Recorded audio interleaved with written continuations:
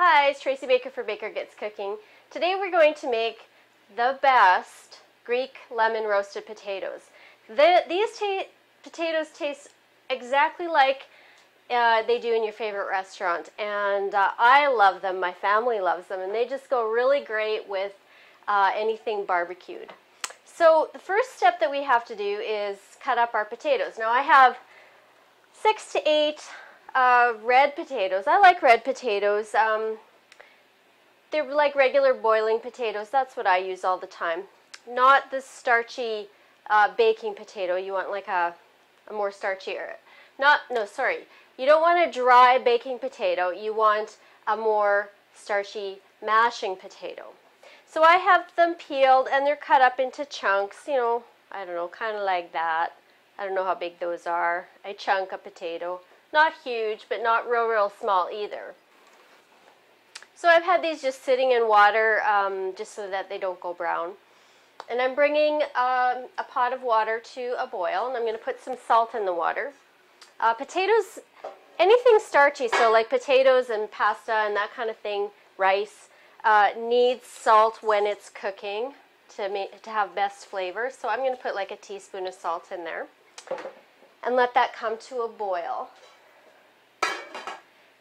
So this is like an extra step, right? We're going to pre-boil the potatoes. We're not going to boil them so that they're tender. We're going to just boil them for about 6 to 8 minutes just to kind of pre-cook them. And then we're going to finish the potatoes in the oven. So while the water's coming to a boil, we're going to make the dressing to go over the potatoes. So first we start out with some lemon juice. So I need 1/2 cup of freshly squeezed lemon juice. This is my awesome citrus press. I love it. It is perfect for this kind of job. So right into a measuring cup. However many lemons I need to make 1/2 cup. Sometimes it's 2, sometimes it's 3, depending on their size and how full of juice they are.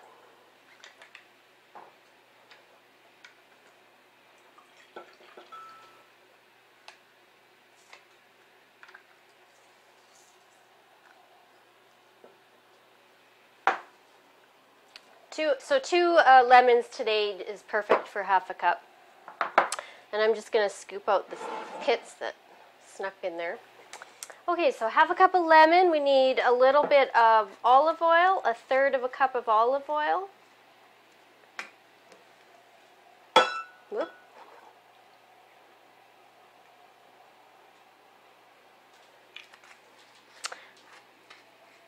And we need 3 cloves of minced garlic. That goes right in there. And then we need some salt. So we need a teaspoon of salt in there. Yes, a teaspoon. It might sound like a lot, but the potatoes really need salt, and they absorb it right into the inside of the potato. And some dried oregano. We need 2 teaspoons. A lot. Now, dried oregano, I like better than fresh oregano, and I don't think I've said that about any herb, right? Usually it's the fresh herbs that that are better flavor, but the dried oregano, I don't know, it does better than the fresh. The fresh is kind of tough and it gets caught in your teeth, and the dried is where to go for oregano for sure. And then a little bit of pepper on top of that.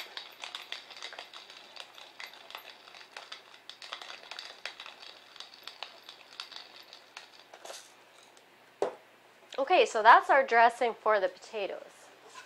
Pretty basic stuff. Just regular ingredients, no MSG, no preservative, nothing, just basic oil and lemon juice. So I'm going to drain the potatoes.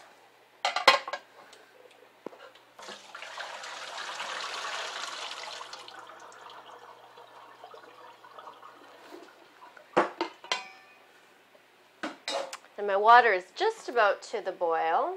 So just wait till it's boiling and then we'll drop the potatoes in there. My water is just about to the boil, so I'm just going to carefully place the potatoes in. Don't dump them all in or you're going to get splashed with hot water. So I'll just drop all of those in.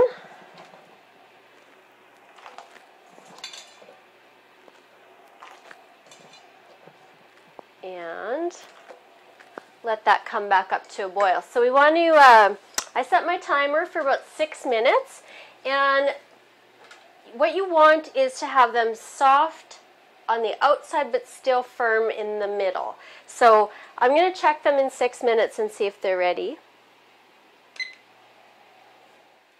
I've just checked my potatoes. They've been boiling for about 8 minutes, and they are a little bit soft on the outside, still firm on the inside, and that's exactly what you want. I don't know what happens or why this works, but pre-boiling these potatoes changes the texture when you cook the final product. So I don't know how it works, but it's science, and all I know is that it produces a terrific product. So I'm going to go ahead and drain these into a colander.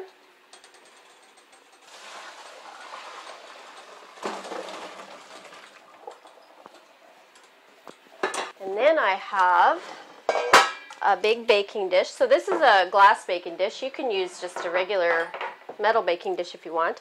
I've lined it with some parchment paper. You need the parchment paper because nothing sticks to this stuff. It's like a miracle, and it's really cheap and it's easy to use, and you don't need any extra oil. Then you just need a layer of parchment paper and the potatoes will not stick to it. So this is about a 10 by 15 pan. It's a really large glass baking dish. And I'm going to go ahead and put all of my potatoes in there. So they are pretty much one layer. They're not overlapping at all, and that's kind of what you want. Then I'm going to mix my dressing up. Mix my dressing up, and it goes right over top of the potatoes. Right over top like so. And then I'm just going to toss them a little bit to get them coated with the oil and the garlic and whatnot.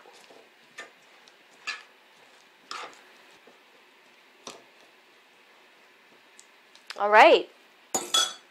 This is going to go into a 400-degree oven for 40 minutes to 50 minutes. I would stir them after about every 20 minutes, and we can see what they look like when they come out. My awesome potatoes are just out of the oven.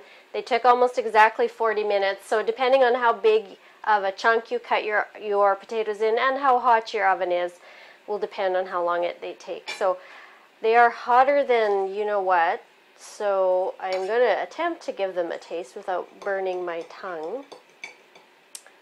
They're soft and fluffy in the middle and crispy on the edges. They smell lemony and oregano-y.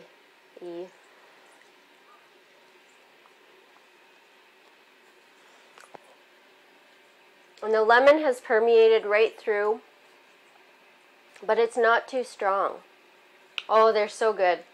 And they go just perfectly with anything barbecued, really. Tonight we're having them with barbecued Greek chicken, which will be an upcoming show. You can check that out on my blog.